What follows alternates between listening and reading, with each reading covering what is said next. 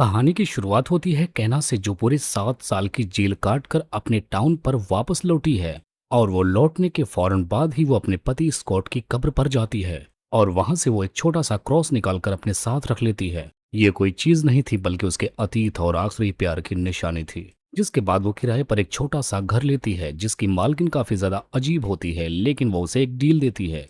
अगर वो उसकी बिल्ली का ख्याल रखे तो वो उसका 1 हफ्ते का किराया माफ कर देगी। तो मजबूर होने की वजह से कैना उसकी ये शर्त मान लेती है। और अब यहीं से कहानी का सबसे दर्दनाक हिस्सा सामने आता है। पता चलता है कि कैना की एक बेटी है जिसका नाम लैंग्री है, लेकिन उसे अब तक कैना ने ठीक से देखा तक नहीं है। जब उसकी बेटी पैदा हुई थी तो कैना को सिर्फ 2 दिन ही उसके साथ रहने की इजाजत मिली थी, जिसके दूसरे दिन ही उसे जेल जाना पड़ा था। उसके बाद लैंड्री को उसके दादा दादी ने पाल लिया।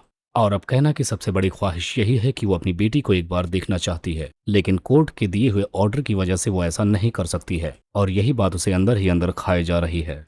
अब कैना अपना जीवन जीने के लिए एक नौकरी की तलाश में निकलती है, लेकिन हर जगह उसके इतिहास के चलते, उसके जेल के चलते उसको कहीं भी नौकरी नहीं मिलती। क्योंकि जहां पर भी वो जॉब के लिए अप्लाई करती और बताती कि वो जेल जा चुकी है, वैसे ही उसे रिजेक्ट कर दिया जाता। इसी बीच वो एक ऐसी जगह पर पहुंचती है जहां पर पहले लाइब्रेरी हुआ करती थी, लेकिन ये जगह उसके पति स्कॉट को काफी ज्यादा पसंद थी। और यहीं उसकी मुलाकात होती है लिटकर से, जो स्कॉट का बहुत ही करीबी दोस्त था। कैना उसे पहचान लेती है, लेकिन अपने अतीत की वजह से घबरा जाती है और चुपचाप वहां से चली जाती है।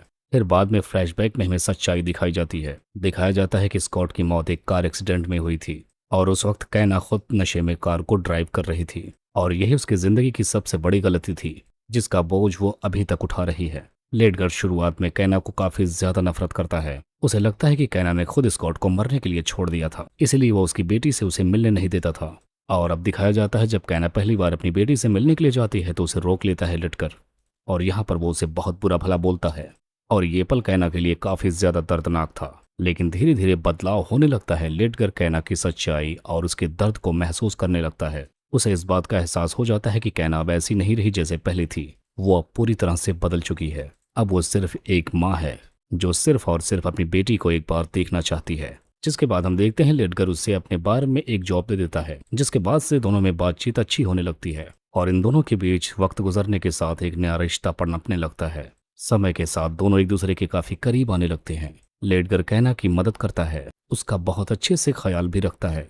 और कैना भी उसकी जिंदगी में एक नई खुशी लेकर आती है। दोनों के बीच अब एक प्यार का फूल खिलने लगता है। लेकिन कैना के दिल में हमेशा एक डर बना रहता है, कहीं वो स्कॉट की यादों के साथ गलत तो नहीं कर रही। जिसके बाद फिर एक दिन कैना पूरी सच्चाई सामने लाती है। वो कहती है कि उसने स्कॉट को जानबूझकर नहीं छोड़ा था।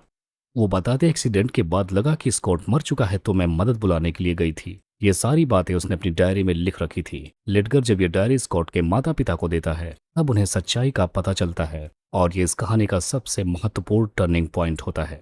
स्कॉट के माता पिता जो अब तक कैना से काफी ज्यादा नफरत करते थे, अचानक से उनका दिल बदलने लगता है। उन्हें इस बात का एहसास अच्छे से होता है कि कैना भी उतना ही दर्द महसूस करती है जितना इन लोगों को हो रहा है।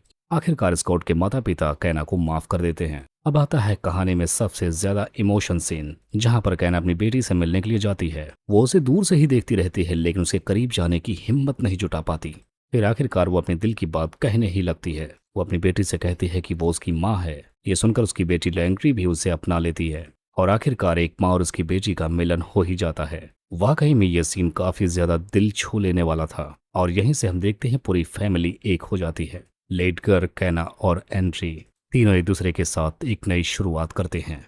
स्कॉट के माता पिता भी कैना को स्वीकार कर लेते हैं। अंत में एक बहुत ही खूबसूरत और दिल छू लेने वाला सीन दिखाया जाता है। लैंड्री अपने पिता की कब्र पर जाती और वही क्रॉस फिर से लगा देती है जिसे कैना शुरुआत में वहां से लेकर गई थी। ये सीन दिखाता है कि अब सब कुछ ठीक हो चुका है। अतीत अब एक खूबसूरत सपना बन चुका है और इनका भविष्य एक नए उजाले के साथ उजागर होगा।